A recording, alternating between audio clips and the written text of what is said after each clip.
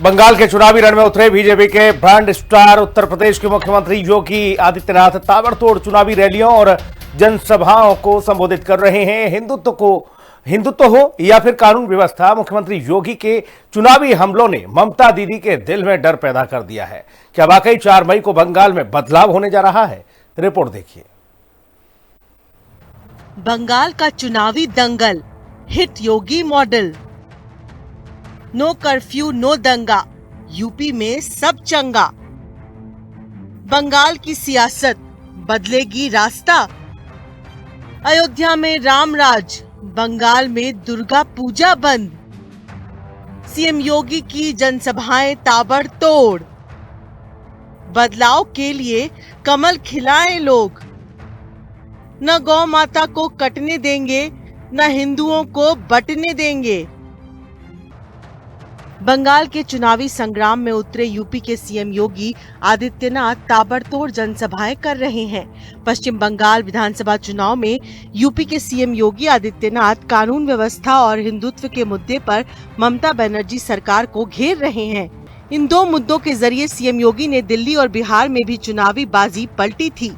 जनसभाओं में उमड़ रही लोगों की भीड़ के बीच योगी का दावा, इस बार पश्चिम बंगाल में टीएमसी का खेल खत्म हो जाएगा।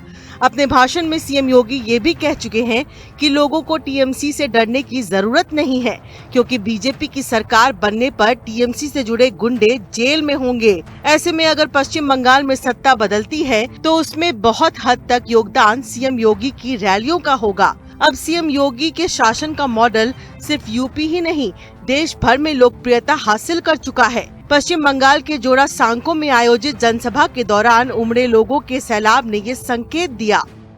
आप मुझे बताइए क्या हो रहा है बंगाल में? धड़ल्ले से गौहत्या होती है।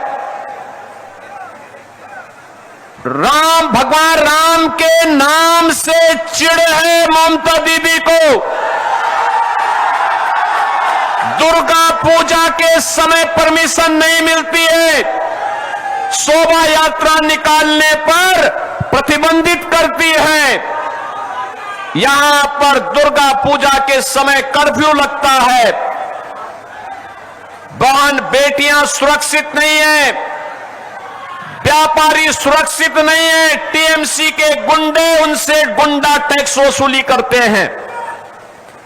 और इसीलिए मैं कहने के लिए आया हूं बहनों और भाइयों, जो अराजकता यहां पर देखने को मिल रही है, इसी प्रकार की अराजकता 2017 के पहले यूपी के अंदर भी हुआ करती थी।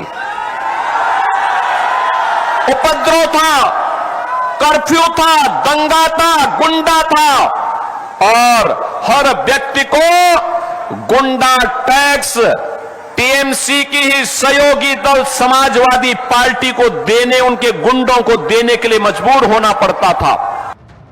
मुख्यमंत्री योगी आदित्यनाथ टीएमसी के खिलाफ चुनाव प्रचार में हिंदुत्व का मुद्दा जोर शोर से उठा रहे हैं।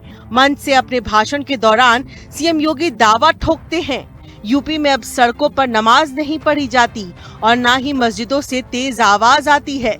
2017 तक यूपी भी पश्चिम बंगाल की तरह तुष्टीकरण और गुंडागर्दी से परेशान था, लेकिन आज वहां उपद्रव नहीं, उत्सव होता है। यूपी में अब कोई दंगा नहीं, सब चंगा है। सीएम योगी अपने भाषणों में यूपी की कानून व्यवस्था को सामने रखते हुए नारा दे रहे हैं, न गौ माता को कटने देंगे, न हिंदुओं को बंटने देंगे। मेयर कहता है कि बंगाल के अंदर आधी आबादी को उर्दू बुलवाएंगे। बहनों और भाइयों, मैं उनसे कहने के लिए आया हूं, बंगाल की धरती में बांग्ला बोली जाएगी। बंगाल के अंदर बांग्ला संस्कृति के माध्यम से भारत को एक नई ऊंचाई दी जाएगी। उनका एक विधायक, उनकी एक सांसद कहती है कि दिल में काबा और नयन में मदीना की घोषणा करती है। लेकिन मैं उनसे कहना चाहता हूं, ये नादिया इसको स्वीकार नहीं करेगा। नादिया का तो आह्वान है, नादिया का तो आह्वान है कि हमारे दिल में महाकाली है, और हमारे नयनों में चैतन्य महाप्रभु का वास होकर के वैष्णव परंपरा को घर घर तक पहुंचाता है। सीएम योगी की गर्जन से टीएमसी के कार्यकर्ता हो या फिर बंगाल की सीएम ममता दीदी, डर का माहौल पैदा कर दिया। बीजेपी के फायर ब्रांड स्टार सीएम योगी के सनातन बयान और भगवादारी पहचान का असर क्या बंगाल में भी देखने को मिलेगा? चुनाव प्रचार में जोर शोर से उठा हिंदुत्व का मुद्दा असर करेगा? क्या बंगाल की जनता भी योगी मॉडल पर मुहर लगाएगी? टीएमसी को हटाकर कमल खिलाएगी? ये फैसला तो 4 मई को होगा। स्पेशल रिपोर्ट, हिंदी खबर।